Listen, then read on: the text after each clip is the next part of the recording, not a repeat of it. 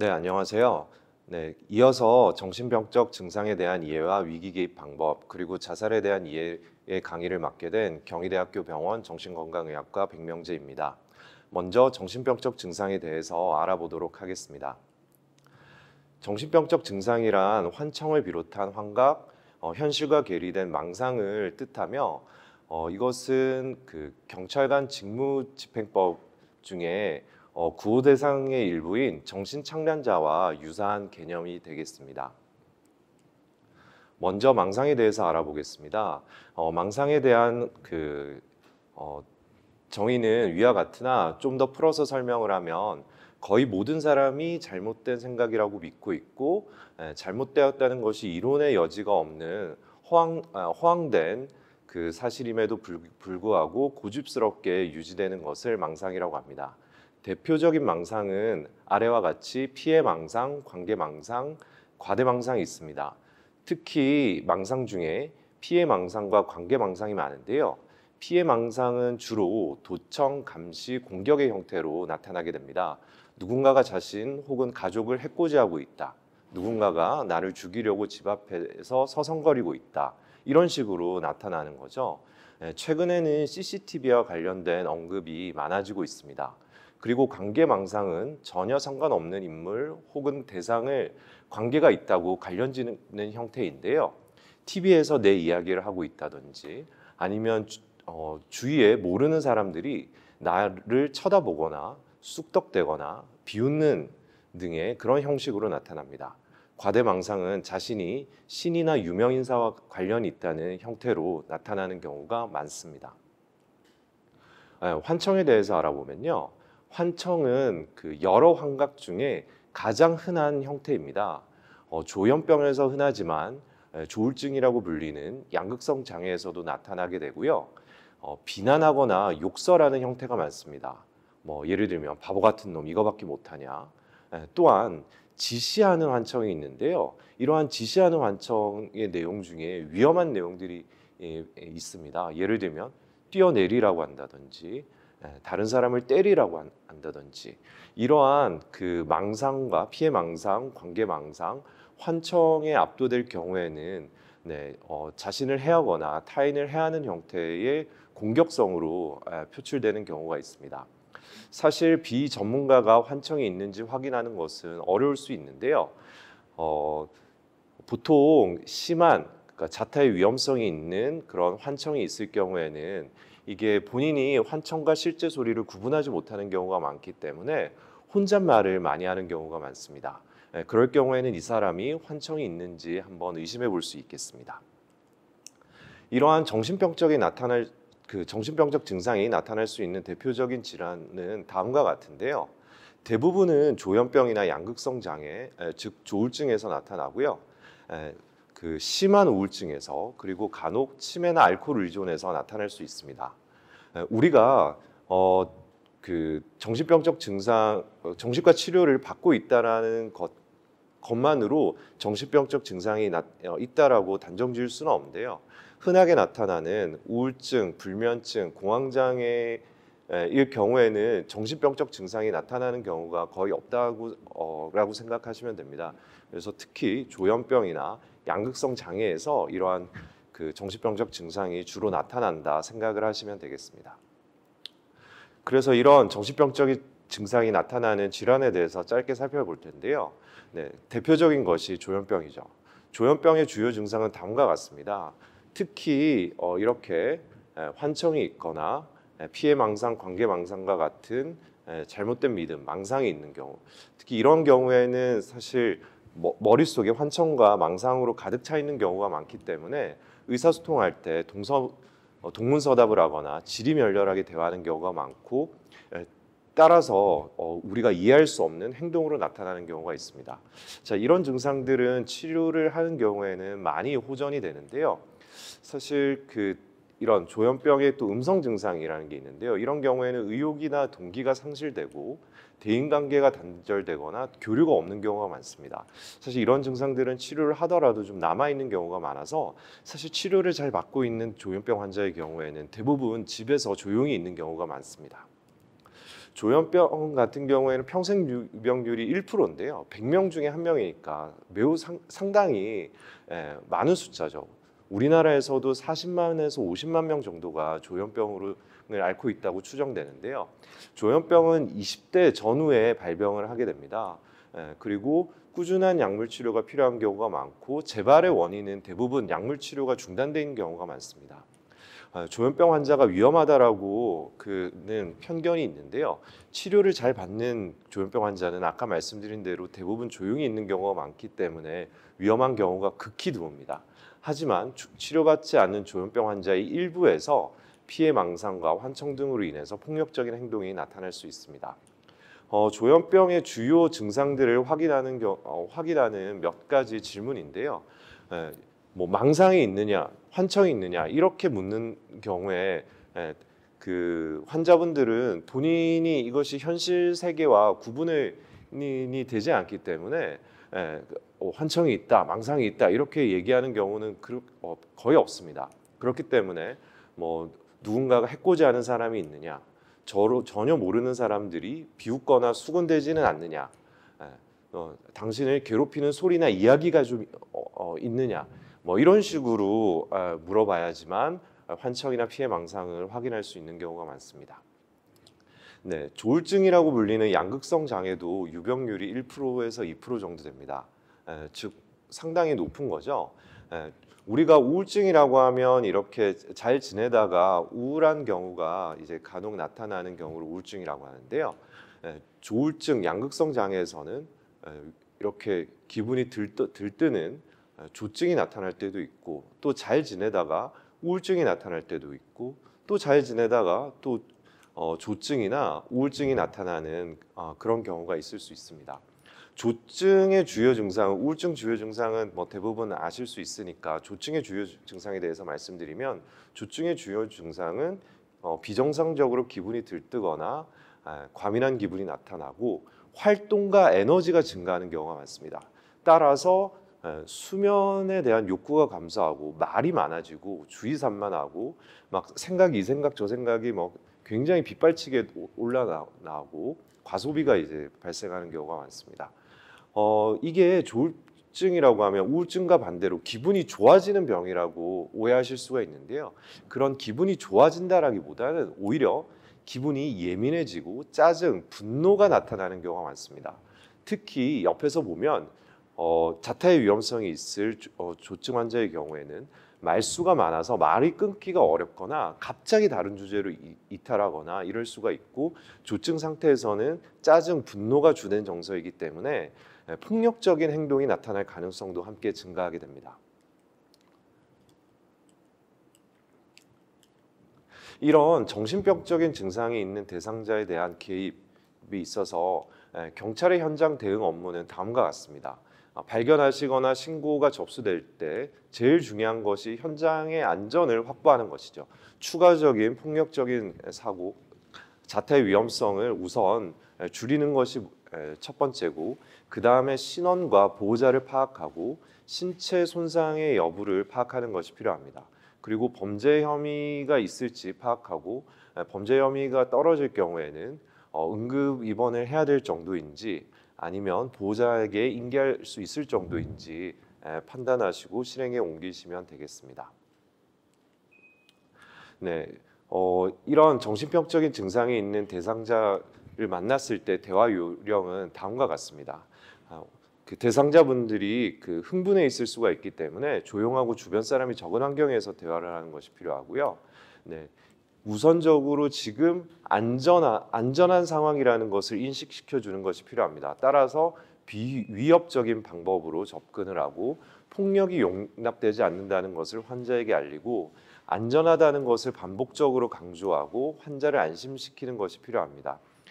질문은 필수적인 것만 간단하게 묻는 것이 필요합니다. 왜냐하면 너무 혼란스러운 상태일 경우가 많기 때문에 너무 많은 질문을 했을 때 그것이 머릿속에 들어오지도 않을 뿐만 아니라 오히려 더 흥분할 수가 있습니다. 따라서 대화는 가급적 짧게 하고 많은 이야기를 하는 것보다 중요한 말을 반복적으로 전달하는 것이 필요합니다. 그리고 논쟁과 설득이 되지 않는 경우가 대부분이기 때문에 논쟁과 과도하게 설득하지 않는 것이 필요하고, 특히 조증 환자일 경우에는 대화를 많이 할수록 더욱 감정이 격해질 수 있다는 사실을 아시는 것이 필요합니다. 저 같은 경우에도 이런 급성기 정신병적 증상이 있는 경우에는 말을 많이 하다기보다는 그 대상자분들이 하시는 말을 좀 들으면서 이분의 증상과 위험성을 파악하려고 노력을 많이 하게 됩니다. 네, 그래서 정신병적 그 증상이 있는 경우에 정신질환 여부를 확인하는 방법으로서는 우선 대부분 20대에 첫 발병을 하게 돼서 3, 40대의 경우에는 대부분 재발을 했을 가능성이 높습니다. 그래서 이전에 정신과 치료를 받은 적이 있는지, 진단은 뭔지, 입원을 했던 적을 있는지 확인할 필요가 있고, 간혹 자신의 병명을 잘 모르거나 잘못 알고 있는 경우가 있어서 증상을 통해서 병명을 추정할 필요가 있는 경우도 있습니다. 그리고 복용하고 있는 정신과의 약이 있는지 여쭤보시고, 당일 처방약을 복용했는지 안 했는지 대부분 안 했을 가능성이 많거든요. 그래서 그런 것들을 통해서 정신질환이 있는지 여부를 확인할 수 있습니다. 자타의 위험성이 없는 경우에는 이것은 응급입원으로 되기가 어렵습니다. 그래서 본인 스스로, 근데 문제는 스스로 증상에 대한 인식이 부족해서 치료의 필요성을 느끼지 못하는 경우가 많습니다. 이런 경우에는 치료를 받을 수 있도록 돕는 것이 필요한데요. 사실 현행 법적으로 본인이 원치 않는 경우에는 입원을 할 수가 없는 거죠. 따라서 케어를 할 수 있는 가족이 있으면 가족에게 인계를 하고, 가족이 케어를 할 수 있는 기능이 떨어진다면 지역사회 정신건강복지센터에 대상자를 의뢰하는 것이 필요할 수 있겠습니다. 네, 폭력적인 경우는 어떻게 해야 될지 한번 살펴보겠습니다. 폭력의 대상은 주로 가족과 친구 등 환자와 가까이 돌보는 사람에게 향하는 경우가 있습니다. 하지만 피해망상과 환청으로 인해서 전혀 낯선 사람에게 폭력을 쓰는 경우도 있는데요. 예상치 못한 순간에 폭력을 행할 우려가 있다는 것을 대화하실 때 주의해야 될 필요가 있습니다. 네, 우리 정신질환자의 폭력의 징후는 다음과 같은 것들이 있는데요. 위에 있는 것들은 당연히 정신질환자가 아니더라도 폭력의 징후로 볼 수 있겠습니다. 특히 아래에 있는 것은 특히 정신질환자의 경우에는 더욱더 유념해 보셔야 될 것인데요. 네, 뭔가 안절부절 못하거나 좌불안석, 가만히 있질 못하고 뭔가 이렇게 불안하고 초조해 보인다는 모습이 있다든지, 아니면 심한 피해 의식이 있는 경우, 이것을 이제 편집 증상이라고 하는데요. 이런 경우에 일부 환자들에서는 폭력의 그 위험성이 높아질 수 있습니다. 또한 폭력과 관련된 환청이 명령 형태로 나타나거나, 아니면 피해망상이 굉장히 그 공격적인 형태로 피해망상이 나타났을 경우에는 환자들도 공격적인 형태로 행동을 할 우려가 있겠죠. 네, 이렇게 자타의 위험성이 있는 정신질환자가 있을 경우에는 치료에 대한 뜻이 없거나 케어를 해줄 가족이 충분치 않을 경우에는 경찰은 자체적으로 응급 입원을 결정할 수 있고 이송이 가능합니다. 하지만 정신질환을 앓고 있는지 여부가 명확하지 않는 경우라든지 좀 더 명확한 평가가 필요할 때는 지역사회 정신건강복지센터 응급개입팀에 협조를 요청해서 정신건강의 평가를 받아볼 수 있겠습니다. 네, 주간에서는 대부분 정신건강복지센터 응급개입팀이 협조가 되나, 주말이나 야간의 경우는 좀 어려운 경우가 있고, 일부 지자체에서는 야간에도 응급출동이 가능한 경우가 있습니다. 네, 이럴 경우에 그 연락드릴 번호는 1577-0199 정신건강위기상담 전화입니다. 지역사회의 정신건강 전문요원이 365일 24시간 상담과 정보를 제공하고 있는데요. 우리가 일반 시민들도 전화해서 많은 상담을 받으실 수 있고 정보를 얻으실 수 있고요. 경찰관 분들도 필요할 경우에는 예를 들면 휴일이나 야간에 응급 입원이 가능한 병원을 아실 수가 없기 때문에 이러한 정보를 얻는다든지, 네, 전화 상담을 통해서 안정화가 필요하다고 생각하는 경우, 혹은 뭐 야간이나 주말에 또 일부 지역에서는 응급 개입팀이 출동할 수 있기 때문에 이런 것을 그 여부를 알아보시기 위해서는 1577-0199에 연락을 해보실 수 있겠습니다. 네, 그래서 경기도 우리 그 정신건강 복지센터의 정신응급 개입 업무 흐름인데요. 경찰분들이 필요하실 경우에는 활동 요청을 하실 수가 있고, 네, 이래서 정신건강 평가와 개입을 경찰분들과 함께 하게 됩니다. 그래서 큰 문제가 아닌 경우에는 사례 관리로 연계가 되고, 입원이 필요한 경우에는 뇌과적인 문제가 있을 경우에는 근처 응급실에서 뇌과적인 문제를 처치받게 되고, 네, 정신의료 입원을 할 수 있는 응급 입원을 할 수 있는 정신의료 기관으로 안내를 저희들 그 센터 선생님들이 하게 됩니다. 사례를 뭐 2가지 정도 살펴보겠습니다. 이 사례는 경기광역정신건강복지센터에 올해 의뢰되었던 사례입니다. 18세 여성분이시고요. 유명인의 엄마가 자신의 엄마 몸에 들어가서 이상한 말을 하고 있다며 대상자분이 직접 경찰에 신고했습니다. 출동을 했을 때 대상자분은 망상 증상으로 인해서 보호자에게 폭언과 의자를 집어던지는 등의 폭력적인 행동을 확인이 됐으며, 근데 이게 정신과적인 치료력이 없는 상황에서 이분이 정신질환자로 평가가 되는지 여부를 확인하기 위해 응급개입팀의 협조를 구했습니다. 그래서 경기광역 응급개입팀이 직접 현장에 가서 대상자와 면담을 했는데요. 가족들한테 들어보니 1년 전부터 혼잣말을 하고 울다 웃거나 감정 조절이 잘 안 되고 뭔가 이렇게 또 환청뿐만 아니라 환시가 의심되는 그런 증상도 좀 확인을 할 수 있었고, 눈맞춤이 이루어지지 않고 질문에 답변을 안 하거나 혼잣말을 계속하거나 또 이런 모습, 또 질문에 대해서 전혀 엉뚱한 솔로몬을 아세요? 뭐 이런 얘기들, 전혀 엉뚱한 지리멸렬한 모습들이 관찰이 돼서 이분은 그 망상과 함께 다른 증상들이 있는 조현병이 좀 의심되는 상황이라고 판단이 되어서 또 자퇴 위험성이 있어서 경찰을 설득해서 응급 입원을 진행한 케이스가 있었습니다. 네, 다음 사례는 이제 조울증 환자 사례인데요. 58세 여자 환자분입니다.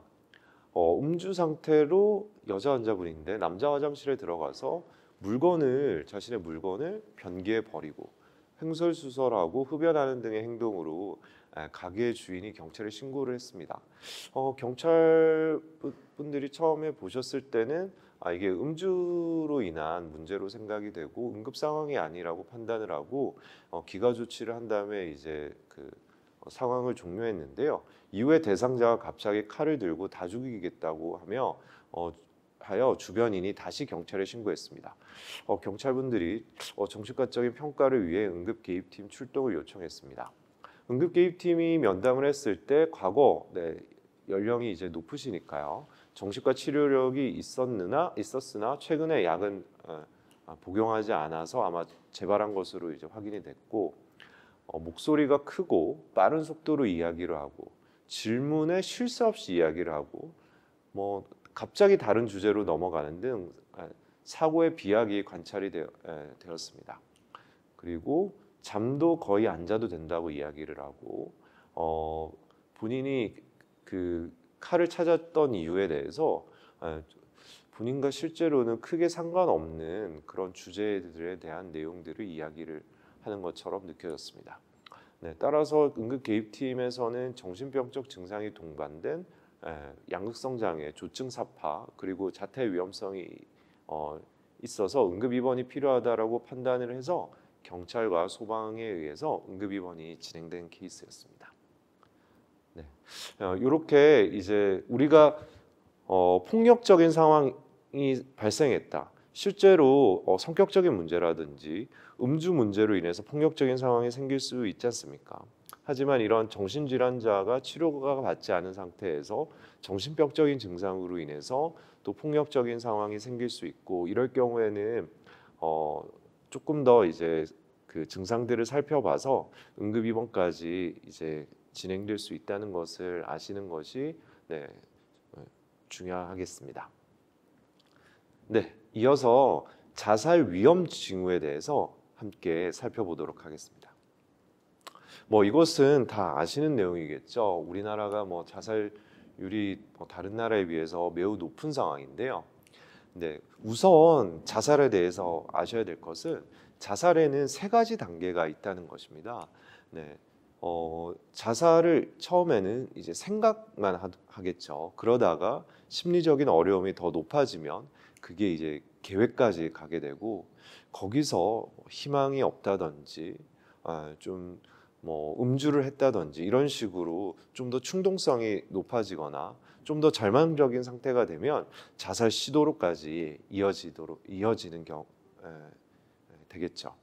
네, 이것이 보통 시간이 좀 걸리는 경우도 있고, 자살 생각에서 자살 시도까지 가는 경우가요. 또 어떤 경우에는 굉장히 빨리 진행되는 경우도 있을 수 있습니다. 먼저 자살에 대해서 어떻게 물어보느냐가 이제 매우 중요할 텐데요.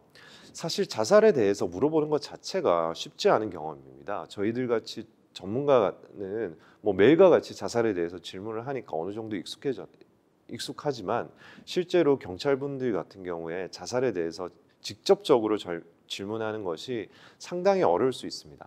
하지만 자살에 대해서 진지하게 직접적으로 물어보는 자세가 매우 중요한데요.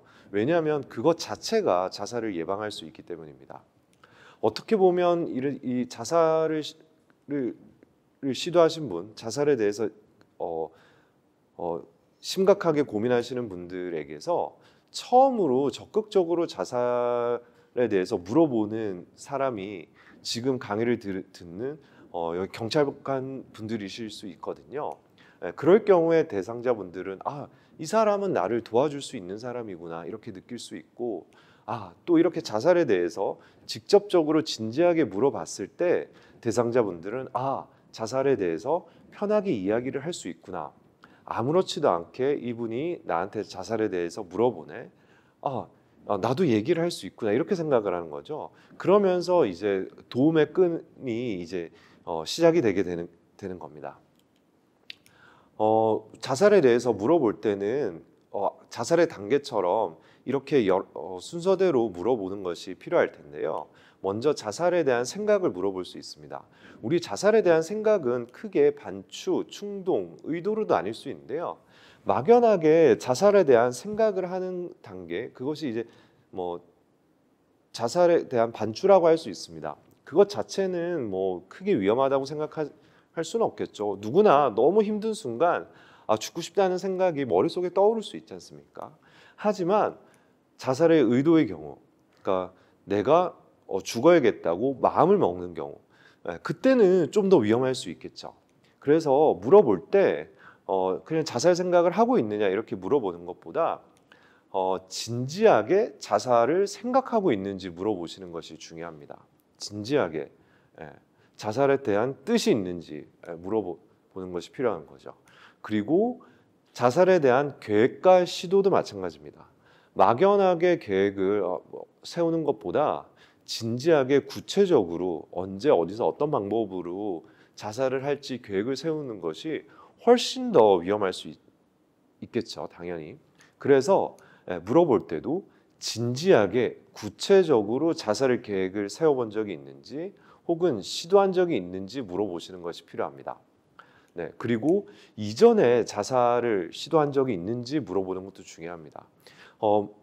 자살에 대한 오해 중에 하나가 이전에 자살을 시도하신 분이 당연히 실패를 하셨겠죠. 그런 분들은 자살의 위험성이 높지 않다라는 오해가 있는데요. 그렇지 않습니다. 이전에 자살을 시도하신 분들은 다시 자살을 시도할 가능성이 높고 그것이 자살로 이어지는 경우가 많습니다.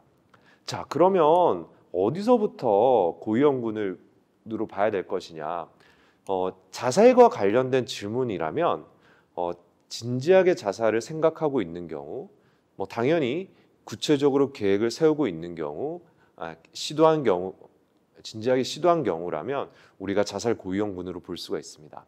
우리가 진료 현장에서는 본인 스스로 솔직하게 대답을 하지만 이런 경찰이 출동한 상황에서는 물어보면 다 괜찮다고 하는 경우가 많습니다만, 그럼에도 불구하고 이런 것들이 있다고 할 경우에는 이분들은 위험할 수 있구나 이렇게 생각하실 필요가 있습니다. 뿐만 아니라 자살의 위험 요인은 매우 다양합니다. 대표적인 것들을 제가 요약을 했는데요. 나이가 많은 경우, 알코올 문제 있는 경우, 폭력적인 경우, 이전에 시도한 경우, 남자 도움받기를 원치 않는 경우, 정신과 입원을 했던 경우, 최근에 뭔가 큰 상실을 경험한 경우, 우울증이 있는 경우, 신체 건강이 안 좋은 경우, 실직한 경우, 이혼이나 독신인 경우 대표적으로 12개를 추렸는데요. 이 중에 여러 가지가 해당이 될 경우에는 자살의 위험성이 높은 분이라고 생각을 하시면 되겠습니다. 뿐만 아니라 우리가 자살 사망까지 이른 그 분들의 그 심리 부검을 해봤을 때 이런 그 상황적인 스트레스 요인들이 어떤 것인지 살펴보면 제일 많은 것이 의외로 정신 건강의 문제였고, 그 다음에 이제 뭐 실직을 비롯한 직업적인 문제, 경제적인 문제, 가족 간의 문제들이 대표적인 그 스트레스 요인이었습니다. 따라서 이런 것들이 그 동반되어 있을 경우에 좀 더 자살 위험성이 높다라고 생각을 하시면 되겠습니다.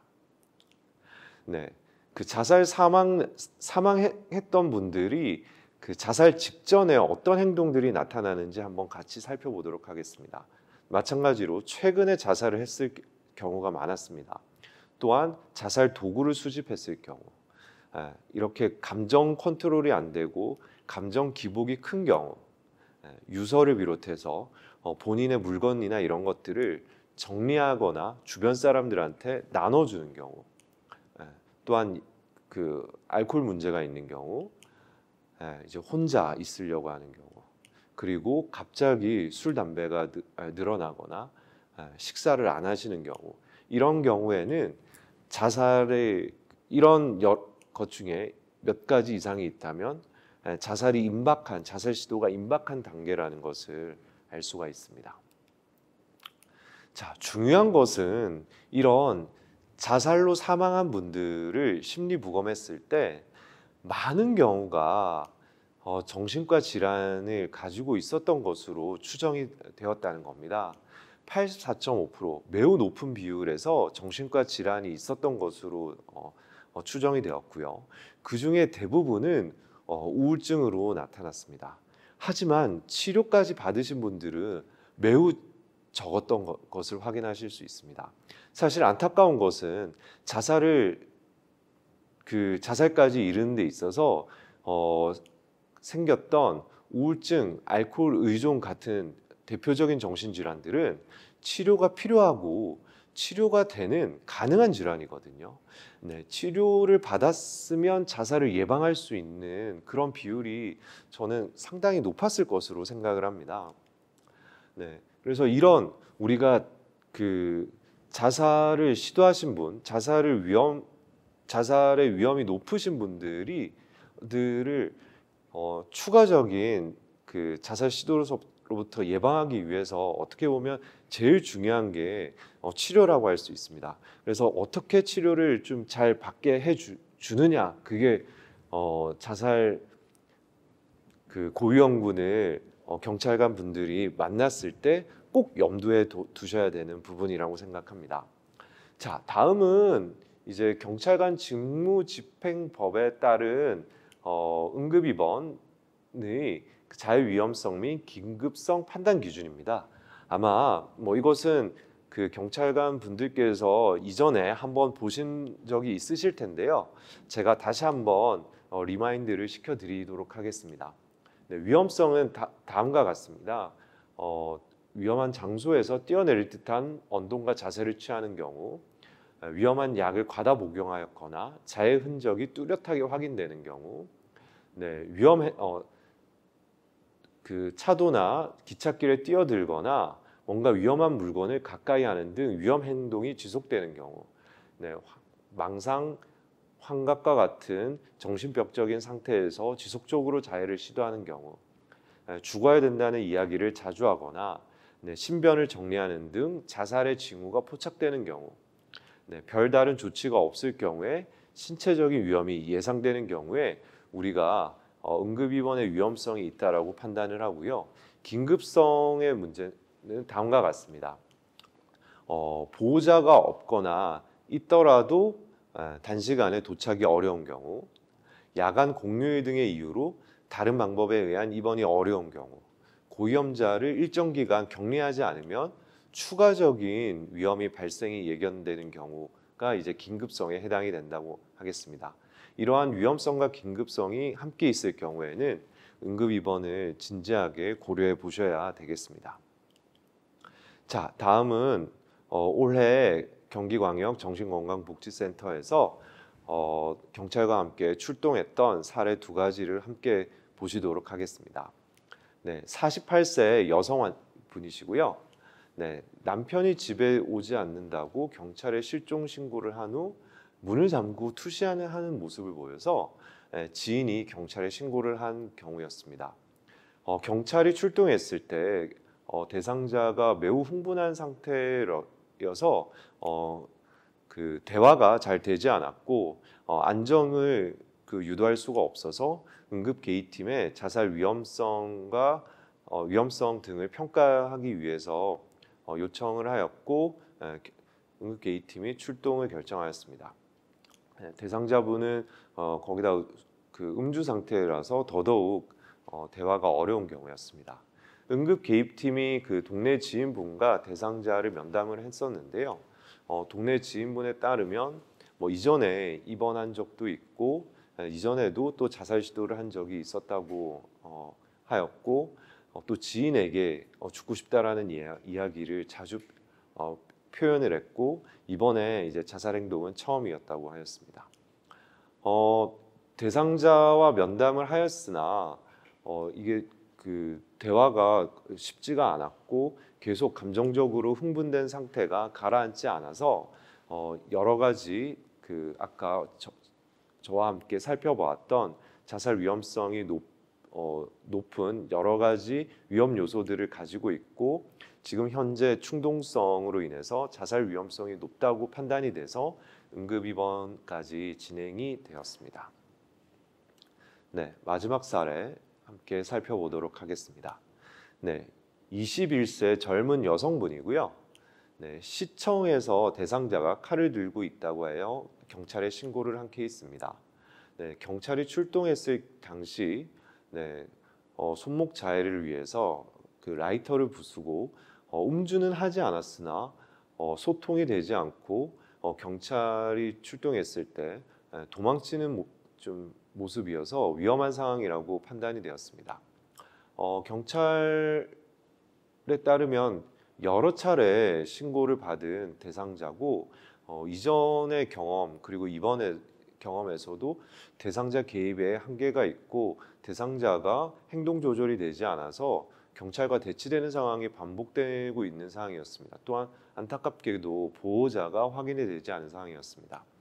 응급개입팀 출동을 요청해서 응급개입팀이 출동을 했는데요. 이전에 정신과 입원을 비롯한 정신과 치료력이 확인이 되었고 현재도 정신과 치료가 진행이 되는 중이었습니다. 네, 남자친구 문제로 자살을 시도하게 되었고 짧은 시간에 감정 반응이 매우 다양하게 나타나고 좀 이해가 되기 어려운 좀 상황에 맞지 않는 감정 반응이 나타나고 돌발적으로 표출하는 모습이었고 자살과 관련된 생각이 상담 내내 관철되었으며 이후에도 본인이 자살을 할 계획이 있다라고 구체적으로 언급을 하는 모습이었습니다. 이분도 역시 정신질환과 함께 자타의 위험성이 있다고 생각이 되고 보호자가 없는 상황에서 귀가를 하였을 때 예상되지 않는 위험성이 높다라고 판단이 돼서 경찰과 함께 응급 입원을 진행하게 되었습니다. 네, 지금까지 저와 함께 정신병적 증상과 그 자살에 대해서 함께 살펴봤습니다. 조금이라도